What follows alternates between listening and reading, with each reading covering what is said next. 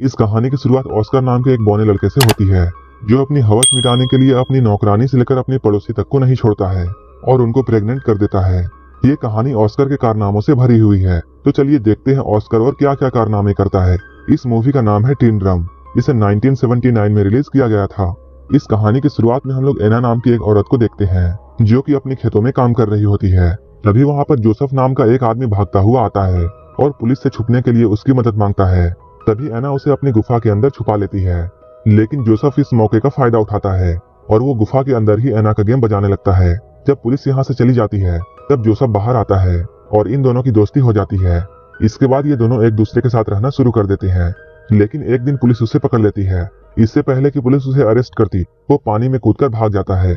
Joseph के बारे में बहुत सी बातें फेमस हो जाती है। कुछ लोगों का कहना है वो पानी में डूबकर मर गया, वहीं कुछ लोग ये कहते हैं वो वहां से भागकर अमेरिका आ गया और वो यहाँ आकर एक अमीर बिजनेसमैन बन गया और यहाँ आकर ऐश कर रहा है। वहीं दूसरी ओर हम लोग एना और उसकी बेटी एग्नेस को देखते हैं, जो कि बाजार में सामान बेचकर अपना गुजारा कर रहे हैं। एग्नेस अपने कजन जैन से प्यार करती थी, जो कि एक पुलिस पोस्ट ऑफिस में काम करता है। इसके अलावा एना अल्फ्रेड से भी प्यार करती थी, जो कि एक जर्मन शेफ था। उन तीनों के घपाघप कार्यक्रम से ऑस्कर नाम का एक बच्चा पैदा होता है। ऑस्कर पैदा होने के बाद रोता ही रहता है और वो चुप ही नहीं होता है।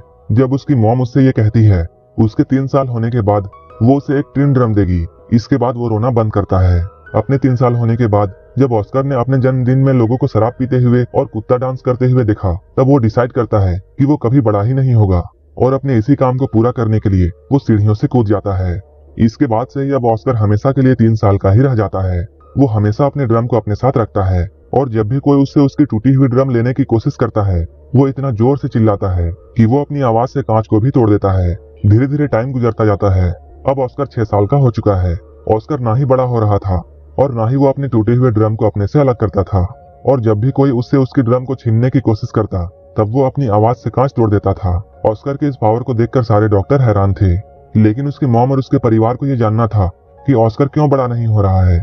हम लोग देखते हैं एग्नेस हर थर्सडे को ऑस्कर के साथ शहर जाती थी और वो ऑस्कर को एक दुकान पर छोड़ देती थी। इसके बाद वो जैन के पास जाती थी और वहां जाकर वो जैन के साथ भयंकर घपाघप करती थी। लेकिन एक दिन ऑस्कर को अपनी माँ के कान के बारे में पता चल जाता है। ऐसा करते हुए कई साल बीत जाते हैं और अब ऑस्कर 12 साल का हो चुका है। एक दिन ऑस्कर अपने मॉम डैड के साथ सर्कस देखने के लिए जाता है, जहाँ वो कुछ बौने लोगों को परफॉर्म करते हुए देखता है। उन बौनों को देखकर ऑस्कर के मॉम डैड को ऐसा लगने लगता है कि शायद ऑस्कर भी एक बौना है। सर्कस खत्म होने के बाद ऑस्कर बेबरा नाम के एक बौने से मिलता है, जो कि ऑस्कर के इस टैलेंट को देखने के बाद उसे अपने सर्कस में काम करने के लिए ऑफर देता है। लेकिन तभी ऑस्कर के मॉम डैड वहां आ जाते हैं और वो ऑस्कर को अपने साथ ले जाते हैं। इससे कुछ दिनों के बाद हम देखते हैं ऑस्कर की माँ ऑस्कर को जिस दुकानदार के पास छोड़कर जाया करती थी, वो दुकानदार भी धीरे धीरे एग्नेस से प्यार करने लगा था।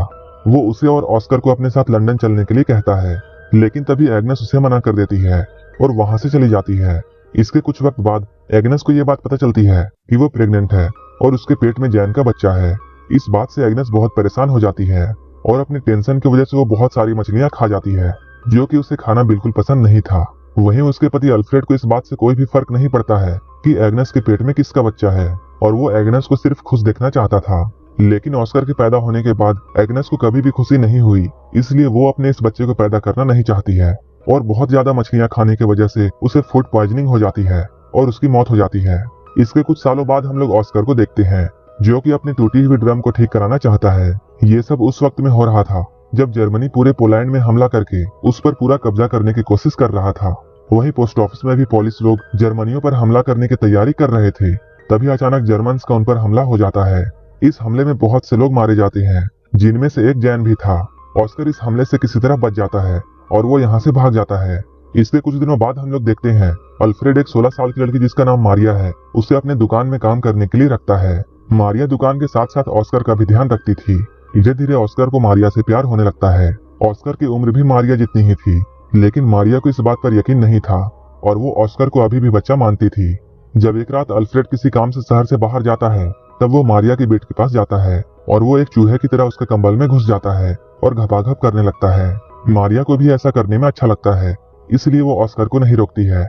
धीरे धीरे ऑस्कर उसके और भी करीब आने लगता है, लेकिन अचानक एक दिन उसे ये बात पता चलती है कि मारिया का अफेयर अल्फ्रेड के साथ चल रहा है और मारिया अल्फ्रेड से बहुत प्यार करती थी, लेकिन अल्फ्रेड सिर्फ उसका यूज कर रहा था। मारिया इस बात से बहुत ज्यादा दुखी होती है और वो रोने लगती है। इस मौके का फायदा उठाकर ऑस्कर उसके पास आता है और उसे संभालने की सोचता है, लेकिन मारिया को बहुत गुस्सा आता है और वो ऑस्कर को बौना कहकर उसके पिछवाड़े पर लात मारती है। कुछ महीनों बाद हम लोग ये देखते हैं कि मारिया अल्फ्रेड के बच्चे की मां बनने वाली थी और ऑस्कर उस बच्चे को मारना चाहता था, लेकिन मारिया ऐसा होने नहीं देती है। कुछ दिनों बाद मारिया एक लड़के को जन्म देती है। उस बच्चे को पाकर सभी लोग बहुत खुश होते हैं, लेकिन ऑस्कर ये सब देखकर बिल्कुल भी खुश नहीं था, क्योंकि उसे ऐसा लगता था जैसे वो बच्चा उसी का है।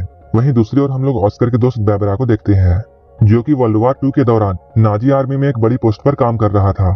फिर एक दिन वो ऑस्कर को भी अपनी टीम में आने के लिए बोलता है। ये लोग पेरिस में एक परफॉर्मेंस करने वाले थे। ऑस्कर इन लोगों के साथ मिलकर सारे लोगों को अपना टैलेंट दिखाता है।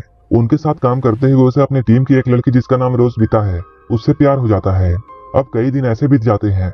अब ऑस्कर अपने बौने दोस्तों के साथ बहुत खुश था और वो अपनी जिंदगी अपने हिसाब से जी रहा था और वो जब चाहे जैसा कर सकता था। लेकिन एक दिन अचानक अमेरिकन का वहां हमला हो जाता है। ऑस्कर की गर्लफ्रेंड रोजबीता इस हमले में मारी जाती है। उस हादसे के बाद ऑस्कर अपने घर वापस आ जाता है। यहाँ आकर वो मारिया के 3 साल के बेटे को एक वैसा ही ड्रम गिफ्ट करता है जैसा कि उसे अपने 3 साल की उम्र में मिला था। लेकिन मारिया ऑस्कर के यहाँ आने से बिल्कुल भी खुश नहीं थी, लेकिन अल्फ्रेड अपने बेटे के यहाँ आने से बहुत खुश था। अल्फ्रेड अपने बेटे को उन लोगों से छुपा कर रखता है जो कि ऑस्कर को हॉस्पिटल ले जाकर उसका इलाज करना चाहते थे, क्योंकि अल्फ्रेड को ऐसा कभी नहीं लगता था कि ऑस्कर आम लोगों से अलग है। शहर की हालत धीरे धीरे बिगड़ने लगती है। इसके बाद डर के मारे अल्फ्रेड अपने पड़ोसी लीना और अपने बेटे ऑस्कर को बेसमेंट में छुपाकर रखता है। इसके साथ अल्फ्रेड को अपने नाजी होने की बात भी छुपानी पड़ती थी। लेकिन अचानक एक दिन रशियन सिपाही उनके घर पर घुस जाते हैं और वो अल्फ्रेड के सामने ही लीना के साथ जबरदस्ती करने लगते हैं। वहीं अल्फ्रेड को नाजी सिपाही होने की बात छुपाने के लिए ऑस्कर उसे एक चिन्ह देता है जिस पर नाजी होने की बात लिखी हुई थी। तभी अल्फ्रेड उस चिन्ह को निगल लेता है, लेकिन वो चीज जाकर अल्फ्रेड के गले में फंस जाती है और उसकी मौत यहीं पर हो जाती है। अगली सुबह मारियस नाम का एक आदमी अल्फ्रेड की दुकान पर आता है और अब वो उस दुकान का नया मालिक था। दुकान को अपने कब्जे में करने के बाद मारियल अल्फ्रेड का फ्यूनरल कर देता है, क्योंकि उसने हाल ही में अपनी पत्नी और बच्चों को खोया था और वो जानता था किसी अपने को खोना कैसा लगता है। अल्फ्रेड के मरने के बाद ऑस्कर को भी ये बात समझ में आ जाती है कि अब उसका इस दुनिया में कोई नहीं है।